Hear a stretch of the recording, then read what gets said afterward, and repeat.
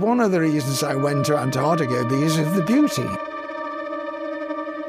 My primary role when I first went down as a climber, and then I took over as a base commander at one of our other stations, and that was a marine science base.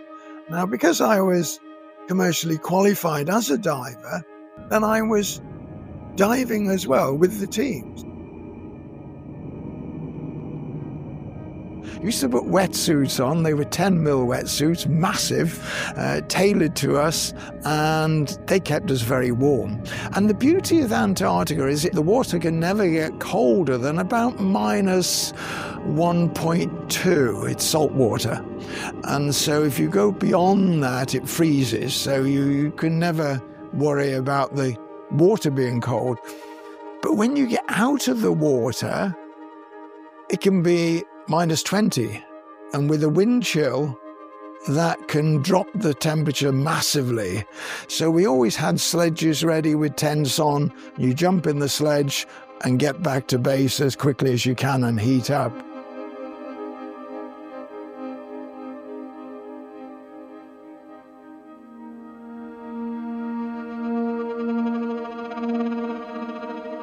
We also dived in freshwater lakes. We were studying the evolution of life after an ice age. And so Antarctica is coming out of the ice age like Europe and UK were.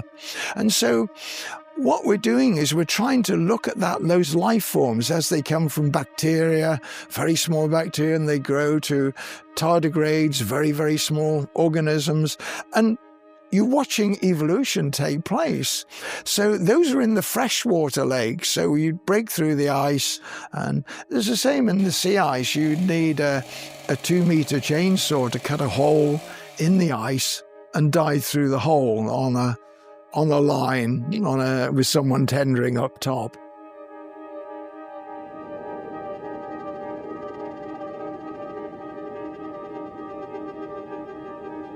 And that's one in the field, camping. And so we're 500 miles away from base.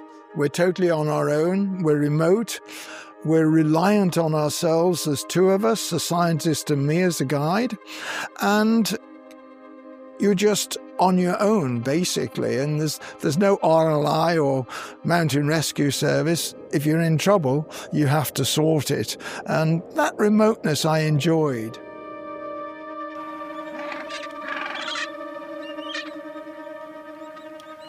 It's mainly bird life. There's no animals as such. There's a few mammals. You've got your whales and your seals, but there's no actual land life.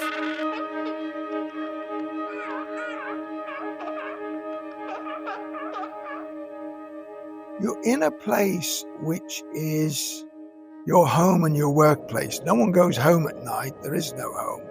And so we all work together. We live together. We get on together.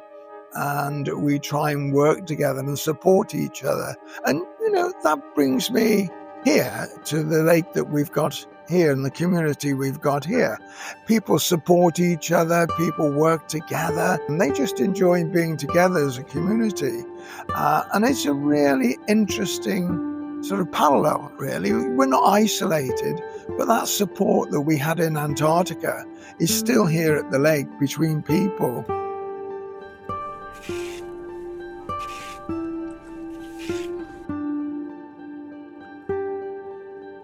You're very much on your own in the water. There are people around you, but you're focusing on yourself.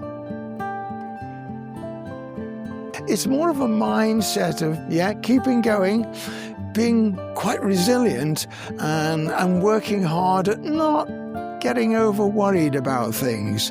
Now, not everyone can do that, I accept. If you can do that, it takes you down the right direction, certainly.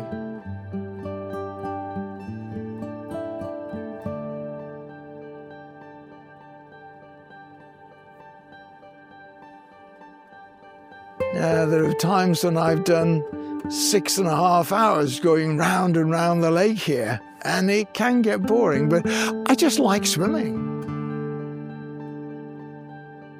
It's almost just letting the mind go. It's almost a bit like Zen Buddhism. You just sort of go boom, boom, boom, and you keep going.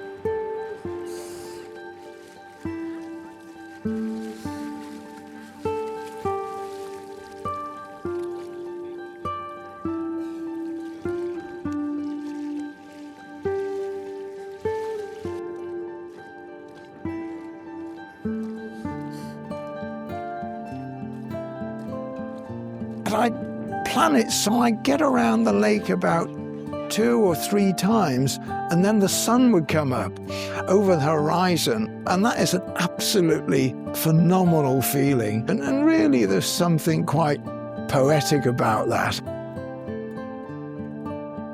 It's a beautiful place to be.